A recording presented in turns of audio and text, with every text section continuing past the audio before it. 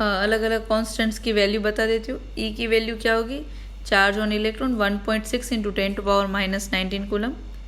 ई note जो है वो परमिटिविटी ऑफ फ्री स्पेस, ये सब आप लोग को फिजिक्स में आएगा। उसकी value 8.85 into 10⁻12 farad per metre. H Planck's constant 6.626 into 10⁻34 joule into second. Z atomic number और एन जो है वो number of shell. Permittivity of free space मतलब समझ लो कि ये स्पेस है, ये स्पेस में से कितने अमाउंट में इलेक्ट्रिसिटी पास हो सकती है, उसकी क्वांटिटी वो कैसे पता चलेगी हमें, परमिटिविटी ऑफ फ्री स्पेस से। और बाकी डिटेल में फिजिक्स में आएगा। अब next question, find energy of different orbits of hydrogen atom. N की वैल्यू पुट करो, N is equal to 1, N is equal to 2 और एन इज इक्वल टू 3।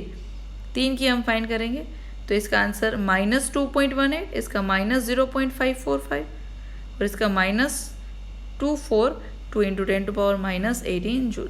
तो देखो माइनस टर्म है, इसलिए हमें ये बोल सकते हैं कि -2.18 से -0.242 जो है उसकी वैल्यू ज़्यादा है। तो जैसे n1 से n3 तक जा रहे हैं, एनर्जी क्या हो रही है, इंक्रीज हो रही है। नंबर ऑफ ऑर्बिट अगर इंक्रीज हो तो एनर्जी ऑफ ऑर्बिट भी क्या होगी, इंक्रीज होगी। ये सम्स भी ज़्यादा पूछते हैं बोर्ड्स में और गुडसेट या तो JEE और नीट में। ये वैल्यू आप लोग को याद रखनी होगी। 3 ऑर्बिट की याद रखना, जूल में याद रखोगे तो भी चलेगा। अब next, limitations of Bohr's atomic model. First limitation, this model is unable to explain the spectrum of atoms other than hydrogen. आप लोगों ने देखा होगा कि बोहर्स में हर एक बार यही आता है कि एक इलेक्ट्रॉन हो तो ये होगा, एक इलेक्ट्रॉन हो तो ये हो।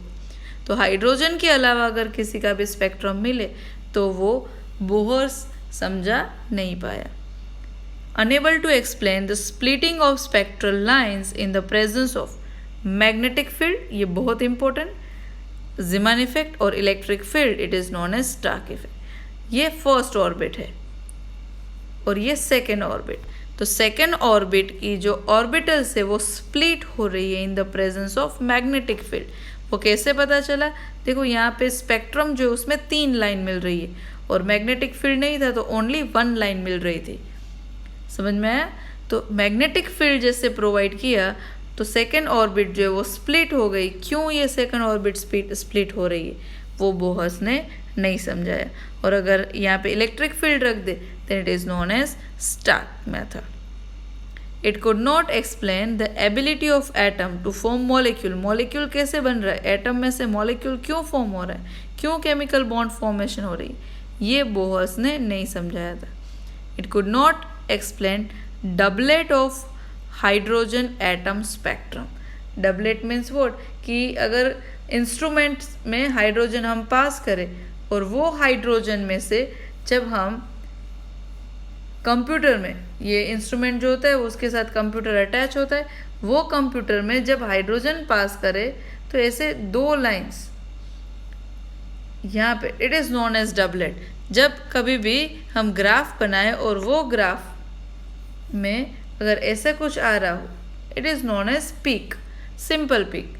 और ये ऐसे एक में से 2 में कन्वर्ट हो जाए, ऐसे पूरा नहीं, अगर ऐसे हो छोटे छोटे 2 पोर्शन में convert, it is known as splitting. एक में से स्प्लिट हो गए, कितने हो गए, 2। एक बड़े में से, एक बड़ी पीक थी उसमें से 2 छोटी छोटी पीक हो गई, ये स्प्लिटिंग है। लेकिन डबलेट में क्या होता है कि सेम साइज की ही पीक हो लेकिन 2 ऐसे में कन्वर्ट हो जाए, it is known as doublet. तो हाइड्रोजन एटम में क्यों डबलेट आ रहा है ये भी बोहर्स ने एक्सप्लेन नहीं किया था। तो ये लिमिटेशंस, ये टेक्स्ट बुक के according, first other than hydrogen atom, उसने वो स्पेक्ट्रम नहीं एक्सप्लेन कर दिया, अदर देन हाइड्रोजन एटम्स हो वो। फिर स्पेक्ट्रल लाइंस में क्यों स्प्लिटिंग है, in the presence of magnetic field in electric field, वो भी एक्सप्लेन नहीं किया था। When atoms combine to form molecules by chemical bond, क्यों केमिकल बॉन्ड फॉर्मेशन है वो भी उसने एक्सप्लेन नहीं किया था। It could not explain doublet of hydrogen atom spectrum. Hydrogen atom में ये जो डबलेट आ रहा है ये क्यों आ रहा है वो भी एक्सप्लेन नहीं किया था। डबलेट समझ में आ गया ना। ये इंस्ट्रूमेंट में से जो डेटा होता है वो कंप्यूटर में मिलता है। तो ये कंप्यूटर में यहाँ पे जब ग्राफ बनता है वो ग्राफ में क्या मिल रहा था, डबलेट मिल रहा था। वो क्यों मिला वो उसने एक्सप्लेन नहीं किया।